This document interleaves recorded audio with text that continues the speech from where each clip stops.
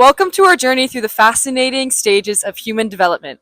In this video, we'll explore how we grow, learn, and interact with the world around us.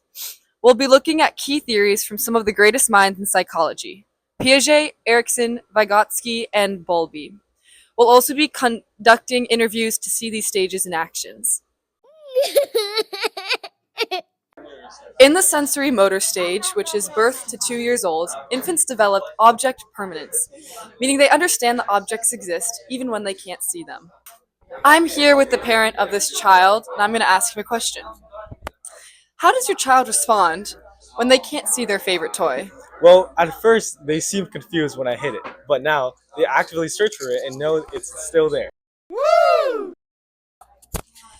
In the pre-operational stage, which is from age 2 to 7 years old, children start using symbols, but struggle with tasks that require logic, using their imagination. They also have egocentric thinking, meaning that they have difficulty understanding others' viewpoints. I'm here with the parent of this lovely toddler.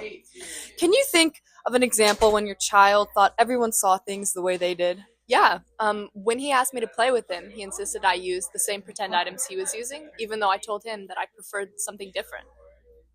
In the concrete operational stage, children begin to understand logical operations like conservation and reversibility. They can think more logically about concrete events but struggle with more abstract ideas. How does your student approach problems like figuring out how much sand is in each shape? Well, they can now explain that the amount of sand is the same even though the sand on the left was squished down. In the former operational stage, adolescents can think abstractly, logically, and systematically about hypothetical and complex concepts. What kind of problems do you have now that you're older? I really like solving algebra problems and thinking about what might happen in the future, like how the world will look in 50 years.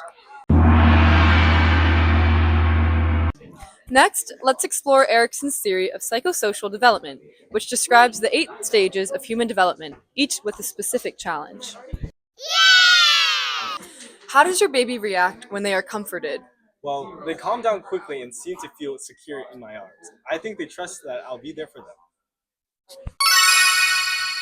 During early childhood, children face the challenge of autonomy versus shame and doubt.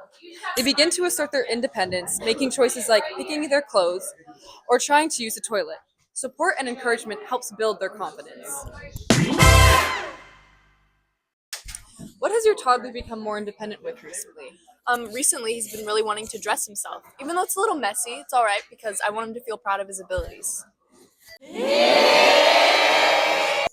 In adolescence, which is from 12 to 18 years old, the challenge is identity versus role confusion.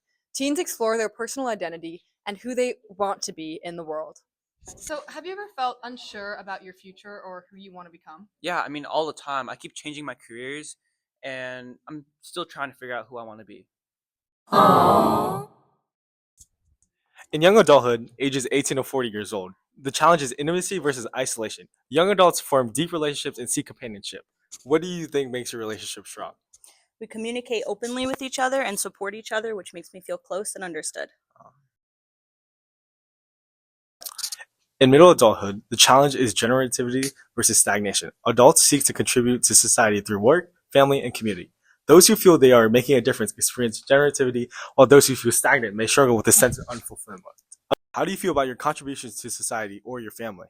I'm really passionate about mentoring young people in the community. It gives me a sense of purpose to know I'm helping others grow. In late adulthood, the challenge is integrity versus despair. People reflect on their lives and their sense of fulfillment. Integrity comes from feeling proud of one's achievement, while despair arises from regret and missed opportunities. How do you feel about the life you've lived? Looking back, I'm content.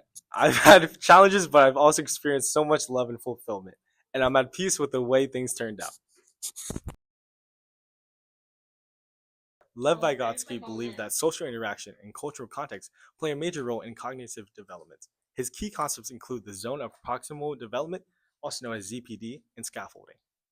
The zone of proximal development, also known as ZPD, is the range of tasks that a child can do with the help of a more knowledgeable person. Scaffolding refers to the support given to help the child complete these tasks. In developmental psychology, maturation refers to the process by which individuals naturally grow and develop according to their biological timeline. This concept, central to many theories, emphasizes that cognitive and physical abilities unfold in a predictable sequence, largely driven by genetics. Maturation involves the unfolding of genetically programmed behaviors and skills, such as motor coordination and language, which emerge in a fixed sequence and are not dependent on learning or environmental factors, but rather on age and biological readiness. Start. Children with secure attachment feel safe exploring the world, knowing they can rely on their caregivers for comfort and security. As we've seen, developmental psychology helps us understand how humans grow and change across their lifespan. Piaget, Erikson, Vygotsky, and Bowlby have provided valuable frameworks for understanding cognitive, emotional, and social development. Whether it's learning to trust, developing our identity, or forming relationships, we are always evolving.